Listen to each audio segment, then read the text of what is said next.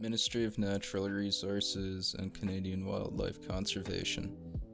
Ontario Conservation Officers. Ontario Conservation Officers was founded in 1892, branching from the Ministry of Natural Resources and Forestry, eventually branching out into another agency called Ontario Board of Game and Fish. Ontario Conservation Officers are law enforcement, but to put it in simple terms, in the wild. They patrol places like lakes, trails, back roads, crown land, and in more remote places they will do a lot of patrol in the air. Their main objectives are to protect nature, natural resources, and protect the public. Believe it or not, even the most remote and inaccessible areas in Canada still experience a fair amount of traffic, either from hikers and backpackers, workers, for example, miners and even geologists, etc., people hunting, fishermen, and other conservation officers. And all these people are at risk for the same things, such as the elements and getting hurt or lost. And conservation officers' duties include helping these people either in emergency situations and being ready for anything that could happen out in the wild, while also making sure that these people are not breaking the laws either by poaching, squatting, doing illegal activities such as drug dealing, etc. Although conservation officers are not technically police officers, they're still law enforcement and still have the right to use force, search and seize, and even arrest people, and a surprising amount of people don't realize that. Conservation officers require the same discipline and attitude as any other law enforcement, as they are still a representation of our law enforcement in Canada and have, if not the same, but very similar responsibilities. They still wear armor and carry a badge and a gun, along with other things in some scenarios, such as tranq guns and animal deterrents such as bear spray, and have the right to defend themselves and others from both people and wildlife. When it comes down to the weapons they use, it is a surprisingly controversial topic when it comes to conservation officers carrying weapons and other self-defense tools. I don't understand how people wouldn't see how it's necessary when you think of it. These guys, although not as frequent, are dealing with the same criminals police may deal with, and also wild animals. I'm sure the people who disagree with these officers carrying weapons would wish that they would have one if they were in a situation where they're being charged at, such as an animal like a wolf, cougar, moose, or even a bear charging after them, or if they were at the receiving end of a shotgun loaded with slugs because they aggravated the wrong batch of drunk people who were out hunting or doing illegal activities such as poaching or drug dealing, or whatever else, which are all very possible scenarios that even the average person may need to deal with in the wild. Me? Should have shot him a long time ago. The Yukon's conservation officers are receiving, or already received, 20 AR-10s, which for the most part are banned in Canada, and as far as I understand, I could be wrong, but that includes law enforcement, again, just for the most part, but Yukon's conservation officers were approved to carry them, and people were upset over that. I cannot find which specific firearms are used in Ontario, but I'm pretty sure they are issued really whatever their department offers them, obviously. I read an old article saying that they carried some sort of revolver, but I know in the States now most conservation officers will carry, say, like a Glock or some sort of assault rifle, or assault style rifle like an AR-15 or an AR-10. There are still some divisions here in Ontario that don't allow conservation officers to carry firearms or any sort of weapon in that case, but for the most part, those divisions will not be hiring actual conservation officers. It's kind of, It's kind of weird because a conservation officer is different than a park ranger. A park ranger could be different than a forest ranger, and a conservation officer could be different than a game warden, but they all sort of like fall under the same sort of category, and they're often all sort of generalized or categorized or referred to as forest rangers. But I could see why, say, like locally where we live, a park ranger would not have the need to carry around a firearm or even animal deterrent here in the sort of southern part of Ontario. Although firearms are a very effective tool for self-defense, they are not only used for life and death situations. There are some situations where, say, an animal is shot and left for dead or injured or just mangled and there's no saving the animal. A conservation officer may be able to put it down just to end its misery, so to speak. So what are the actual duties of a conservation officer? So a quick recap for some topics I already covered along with some new information. A conservation officer in Ontario's duties are to enforce the laws, protecting our natural resources, educate the public on laws and consequences on not following them, and the importance of following them to protect our ecosystem, along with the importance of our ecosystem, laws on hunting and fishing, and information on hunting and fishing seasons, etc., and other sort of stuff like that. They must also check for things such as firearm and hunting licenses, status cards in certain scenarios, machinery licenses, and other work permits and things of that nature. They must also conduct investigations and gather evidence, say, to prevent and stop poaching, illegal use or damage of the land, and to notice and keep track of other patterns involving the ecosystem. They might also aid police or take it upon themselves to solve and prevent more drastic, in-depth crimes. They must also be able to present evidence in court in certain situations the same as any other police officer would have to. In some cases, conservation officers must analyze DNA for investigations, do GPS tracking, monitor the use of internet in the area, do aerial and canine patrols, keep track of blinds and wildlife decoys and or put them up / take them down for a variety of reasons, whether it is to deter or attract wildlife or deter hunters, and also have standard computer skills for a variety of reasons. There is also a special unit trained to deal with large crime organizations and illegal use of land on a major level. These guys are specially trained, and they are a completely different sort of branch of this line of work. If you want to become a forest ranger, a conservation officer, or whatever you want to label it as, or whichever career path you'd want to take in natural resources conservation, you must have a reasonable amount of skills and training, although for the most part there aren't many things which are absolutely required or mandatory to have.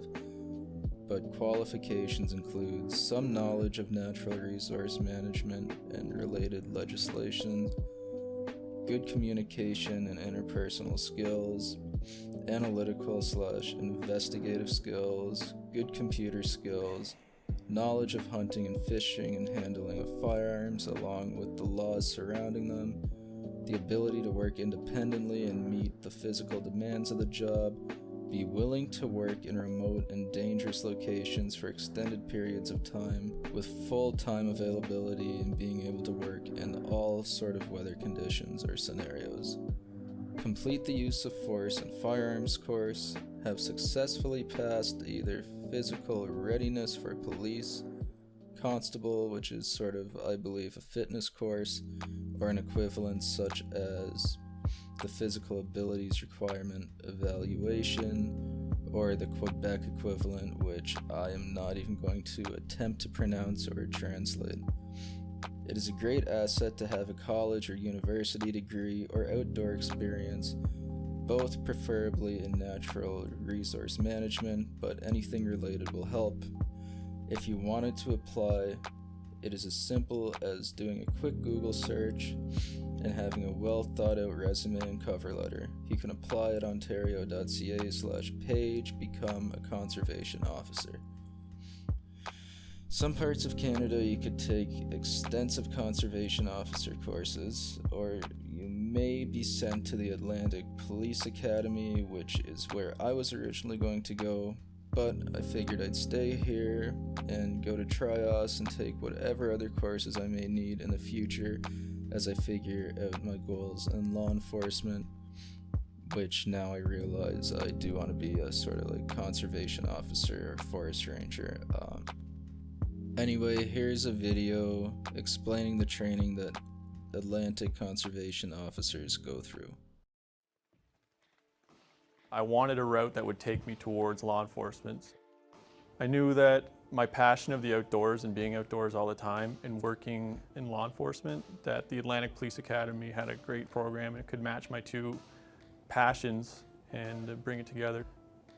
This is the best opportunity and best decision that I've ever made. You need to come here in shape. You can't expect to get in shape while you're here. So there's a lot of running, weightlifting, outdoors we're doing circuit training, so it's a lot of CrossFit style workout. Following that, you have a full day of classes. A day would be going to the firing range all morning. We have a full week of defensive driving, so we're outside on the tarmac on the airstrip, and we get to have a ton of fun, police cars flying around, doing through obstacles, and you learn a ton of awesome skills that are transferable into your real life. We have a crime scene village here where we have realistic scenarios where you go in, you're kitted up as an officer, and you have to go in and deal with the situation. I love the variety. You know, there's never a typical day at the APA. Weather's not always on our side. We have to work in the rain, we have to work in the snow, so the elements don't stop us from our training. Weather doesn't stop the show. Even if you're from the Summerside area, your expectation is to be in barracks. So everyone's in the same facility. It's co-ed. Each individual has their own individual rooms, their own showers, so it's sort of like a mini apartment of your own. Every week we have room inspections, and room inspections is one of the most intense and the most intimidating part of the whole program. Your room has to be to a T. There's a very strict booklet with every little detail down to it, how your bed's made, not a drop of water in your shower. If your room isn't ready and to perfection, then your whole squad will get it. My OJT, I was in Corner Brook, Newfoundland, which is an amazing spot. It's a beautiful landscape. I was sworn in as an officer, so I was able to do just as much everything that the full-time officers were. But we would go out on patrol and we would just do what a normal conservation officer would do. We stop, we do compliance checks, we set up roadblocks, and it was a great experience. For those 6 weeks, it's really a 6-week job interview, you know, for the department that you're working with. We've had graduates from this program who have traveled clear across Canada from as far away as the Whitehorse, Yukon. I think that a lot of times people underestimate what it takes to be an officer and what it is that we go through in the run of the day. Being an individual who was older in the program, I guess I kind of thought perhaps I wouldn't fit in with the younger kids and be accepted as easily, and that certainly wasn't the case. You know, we all became a tight-knit group. So we come in as individuals and we leave together as a family. It is the most challenging 18 weeks that I've ever done, but it's the most rewarding, and I would do it all over again.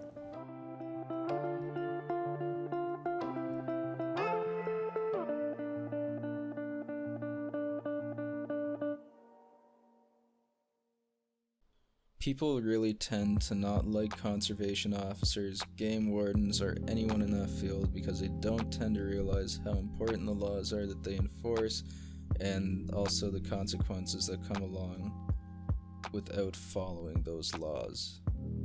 For example, I was fishing one day in Cape Breton, one day out of season, not knowing any better because I didn't know the seasons there, but I trusted my cousin, him being an experienced fisherman, and he was a guy who fished for a living, and I was like 17, and we ended up catching a couple of rainbow trout.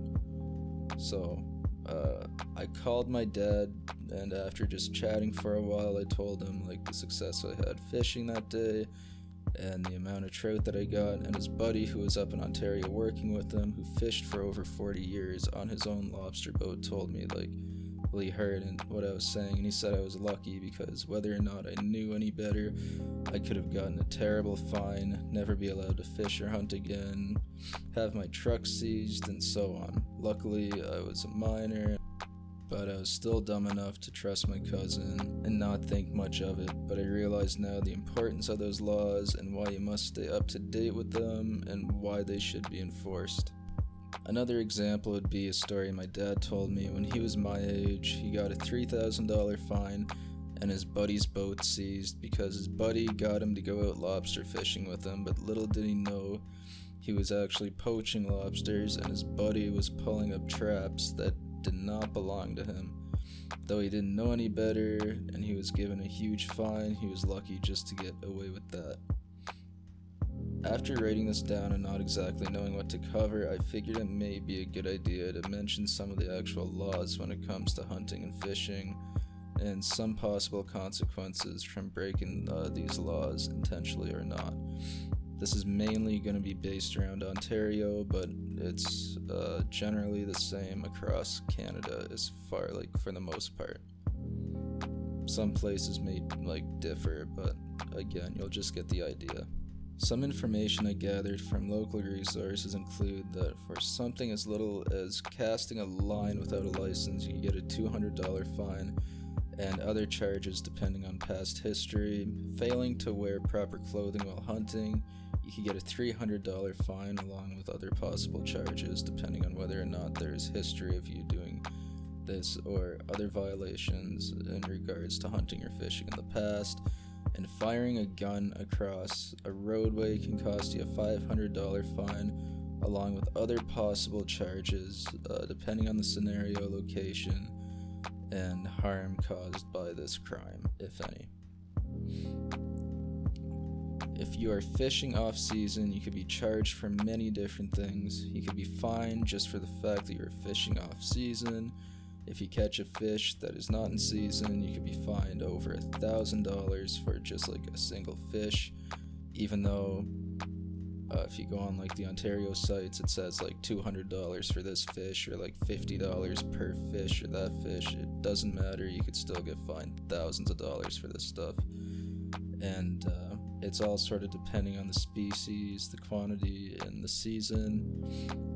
You can face much worse charges, also such as having your license suspended. You could even be charged depending on the size of the fish that you have caught and decided to keep. Fines can range from hundreds and up to even thousands of dollars depending on how many rules you have violated and the severity or quantity, or if this is a crime that you are like sort of repeating. For example, a man was fishing at his cottage for walleye, and he doubled his legal limit, resulting in a $4,000 fine and a 2-year ban from fishing due to his license being suspended. His limit was 4 fish, but he caught and kept 8, resulting in a crazy fine and a suspension. And when you think of it, he pretty much spent $4,000 on 4 fish, and then he couldn't fish from 2017 up to 2019. Similarly, illegally hunting can also result in many different charges, with fines starting from $250 up to thousands, and other possible criminal charges which could result in you losing your firearms and hunting license, or even incarceration. I've heard stories of people losing their homes over poaching or illegally hunting or whatever you want to call it. But those are like rare, sort of major extreme cases. When it comes to fishing and stuff, they don't really mess around. They'll inspect everything from the type of rod you're using to the type of bait, the types of hooks you're using, depending on like even what sort of fish you're fishing for, like what the season is. they'll come and they could actually like measure the fish that you have just to make sure that like you're not over or under whatever size limitations there are. I'm not too familiar with that stuff. And they'll even go to local fish plants and fish markets and inspect stuff there, whether it's the way that they're like cutting, preparing, or storing the fish, what tools they're using on preparing the fish for sale, and everything that has to do with fish, even commercially, which I found interesting, and I did not know that. And I'll play a video now, sort of. It's based on, it says, Ontario's Upper Great Lakes Enforcement Conservation Officers.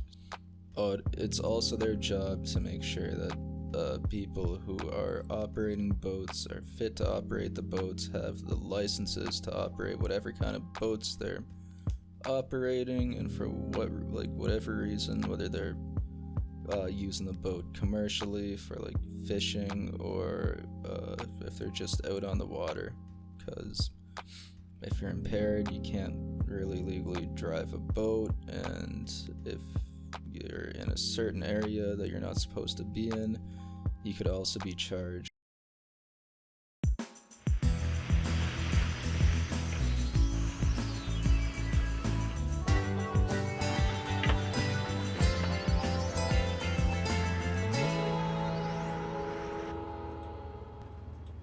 My name is Robert Gibson. I'm an enforcement manager with the Upper Great Lakes Enforcement Unit. We're here today in the vessel called the Gilpie 2. And we're out on a typical fall day in Georgian Bay here.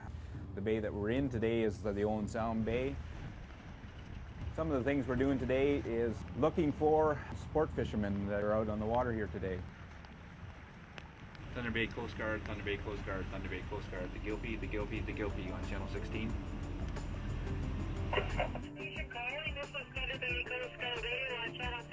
Other things we'll be doing is looking for commercial fishing activity. Also, the officers will do dock sites inspection with those commercial fishermen. The reason why we're down here today is just to ensure that the commercial fishermen are in compliance with the regulations that are set out in their conditions of the license, and that's spelled out in the Fish and Wildlife Conservation Act. So, how's it going today, Rick? Good. Good? How's fishing? Good. Good? Just perch today, or you got a mixed bag? Just perch. Okay. See some suckers in there too? And when we're down here checking compliance, we're doing a boat inspection. And when we're doing this boat inspection, we're checking the gear that is on the boat and also the fish that are being landed today to see if they're in compliance with their commercial fishing license. We'll take a couple more net measurements there. We're measuring the nets to see if they're in compliance with the regulations. So they have to be 2 1/4 or 58 millimeters. So all the nets are measuring that, so they're in compliance. And they also will be inspecting the general condition of the vessel itself, and the cleanliness of that vessel, and the handling practices of those fish that are being handled on those vessels. It's ensuring that the product that is being delivered to the consumers is a good, safe product. And when they verify the catch, they're verifying that that information that they have recorded on their daily catch report is true and accurate. The daily catch report upon landing must be submitted into one of these DCR boxes. And these DCR boxes will be opened up, and we will check the information on those DCRs in relationship to what's on the vessels there to see whether they match up. Once the fish are landed at the docks there, the fish are then transported by a vehicle to a plant. The officers will be also doing plant inspections.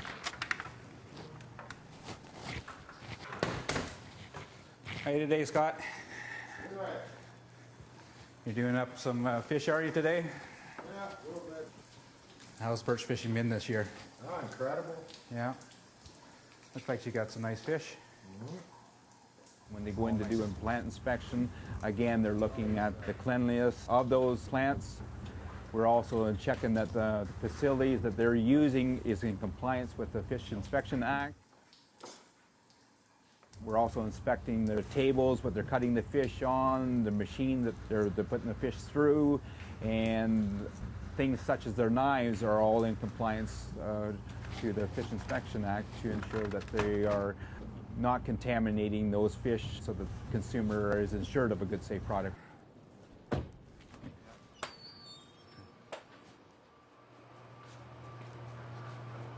Hi today, Winston. Pretty good. We're here to do an inspection on your plant today. And to learn a little bit more about your processing plant here. So if you want to take us through and show us what you're doing today. And this machine actually fillets the whitefish. It drops onto the conveyor, drops into this tray, where it's loaded into these bus pens and taken into the cooler to maintain the temperature. So obviously we wanted to just go and do a quick check of your books there. And what I want to see, Winston, is the purchase. Okay, these are the records. It shows the weight. In the boxes. Alrighty. Well, thank you for your cooperation there, Winston. As well as enforcing the commercial fishing duty, we also enforce the sport fishing that occurs in the Great Lakes. Need a hand there? Today we're down in here along the Sydenham River in the city of Owen Sound. We're checking the anglers along the Sydenham River. We check recreational anglers to ensure that the resource is protected and for future generations.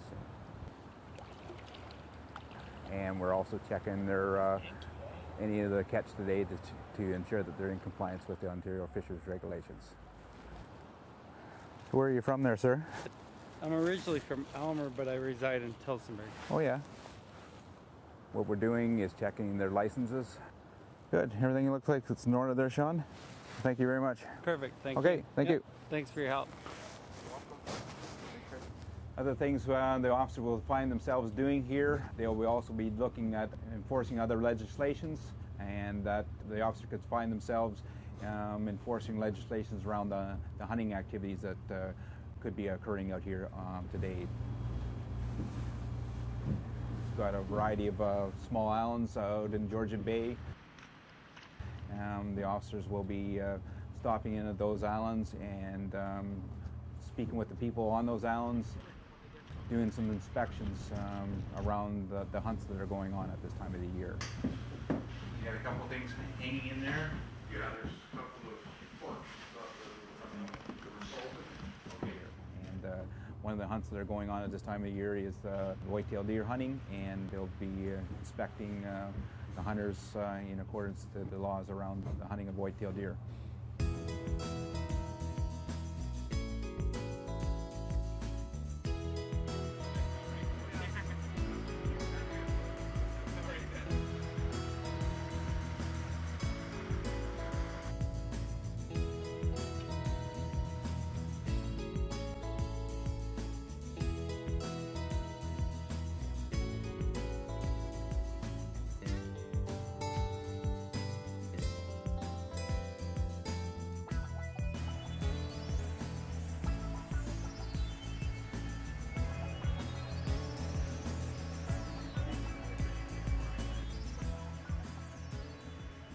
The conservation officer is basically the frontline person for the Ministry of Natural Resources.